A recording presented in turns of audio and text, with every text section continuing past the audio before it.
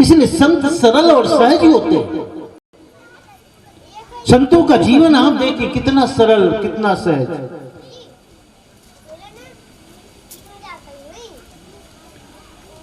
और कभी कभी हम ऐसे सरल संतों को समझते हैं कि अरे ये कैसा बचकाना हरकत करते हैं।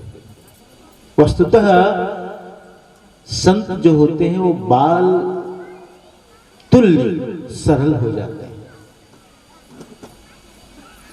बाल तुल्य, बालक के जैसे। कभी बच्चे को देखा आपने?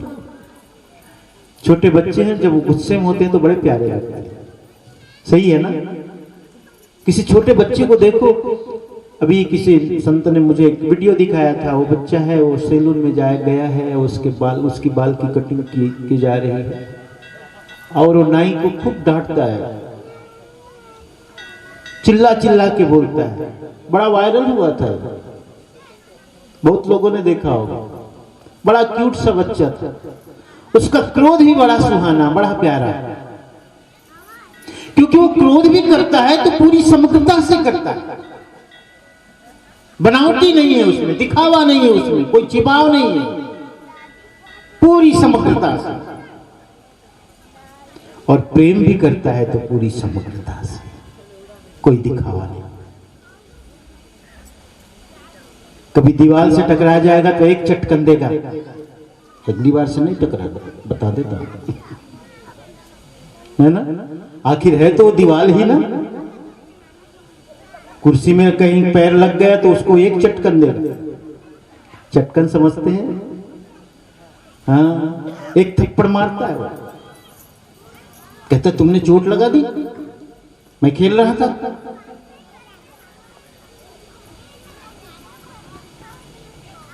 क्रोध भी करता है तो पूरी समग्रता से, प्रेम भी करता है तो पूरी समग्रता से। मम्मी से लड़ेगा भी, क्रोध भी करेगा, फिर तुरंत भूल जाएगा और फिर प्रेम भी करने लगेगा, है ना? संतों में भी कभी कभी ऐसे देखने को मिलता है। महर्षि रमण महर्षि से किसी ने सवाल पूछा, तो सवाल जब पूछा तो उसको सुनना चाहिए जवाब। तो सवाल पर सवाल, सवाल पर सवाल, सवाल पर सवाल करने लगा। रमण महर्षि को ये बात जची नहीं, उसने डंडा उठाया और दौड़ाया उसको। वो भागा जान लेकर, दौड़ाया उसको और आकर के फिर बैठ गया। तो लेकिन मन में कहीं कोई उसकी छाया नहीं क्रोध की। नहीं तो हम लोग कहते हैं ना, बदमाश कहीं का, इतना परेशान किया। गुस्सा है, उसकी छाया बहुत देर तक रहती है। सामने बैठे हैं आप, उसी की चर्चा होगी, देखो ना कैसा बदमाश है, अरे मैं बता रहा हूं, सुनना चाहिए ना। वो चला गया लेकिन उसकी छाया बाकी है अभी। देखने वालों ने कहा दौड़ाया, खूब दौड़ाया, आने के बाद फिर से सब भूल गया और बताओ सब ठीक है। फिर वही बात जो लोगों से कर रहे थे। ये बाल सुलभ सरलता है। संतों में ऐसी सरलता आती रहती है।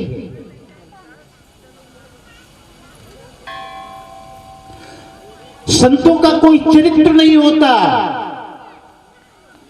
आप सोच रहे होंगे साहब ये बात क्या कह दिया। संतों का कोई चरित्र नहीं होता, मतलब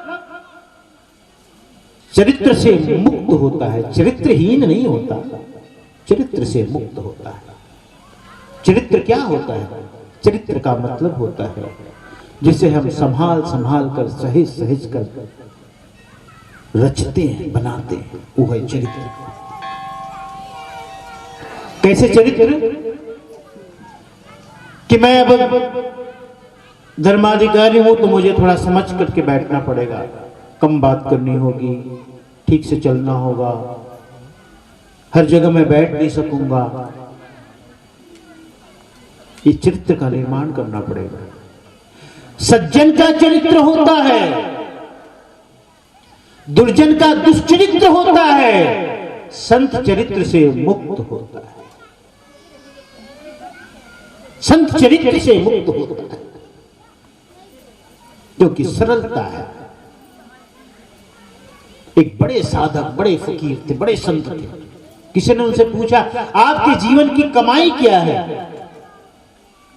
आपने जीवन में क्या किया, क्या अनुभव किया, क्या पाया? ये कुछ नहीं। कैसे कहते हो कुछ नहीं? हाँ कुछ नहीं भाई, देखो मुझे भूख लगती, जब मुझे भूख लगती खा लेता हूं, जी नींद आती सो लेता हूं, उठने का मन होता है उठ जाता हूं, सोता नहीं। जब जैसा हो मन करता है वैसे मैं कर लेता हूं। सहजता, सरलता। संत इसलिए बड़े सरल होते हैं। एक बड़े संत थे, हम जब पढ़ते थे काशी में, गुजर गए। काशी के पास ही गाजीपुर शहर है, उसके आसपास आश्रम था उनका। हम लोग विद्यार्थी जीवन में थे, वही 18-20 साल या 15 ऐसी कोई उम्र रहेगी, 18-20 साल। उनके काफी शिष्य आए हुए थे, कुछ कार्यक्रम था और वो संत बड़े सरल थे। अच्छा, उसके पास कोई भी आता था तो उसके ऐसे पैर छू लेता। कोई भी आए फूल चढ़ाने, माला चढ़ा, उसी का पैर छू लेता। मुझे भी बड़ा ऑड लगा, कैसा साधु है ये, किसी का भी पैर छू दे। लेकिन ये उसकी सहजता थी, सरलता थी। संत बड़े सरल होते हैं और सरलता ये तभी आती है जब उसे ज्ञान हो जाता है। ज्ञान की सच्ची परख है सहजता, सरलता, बाल सुलभ सरलता। क्या मांगू कुछ फिर न रहा, देख लिया जीवन को, संसार को, सब देख लिया। अब कोई देखना बाकी नहीं, कोई चखना बाकी नहीं, कोई सूंघना बाकी नहीं, सब हो गया।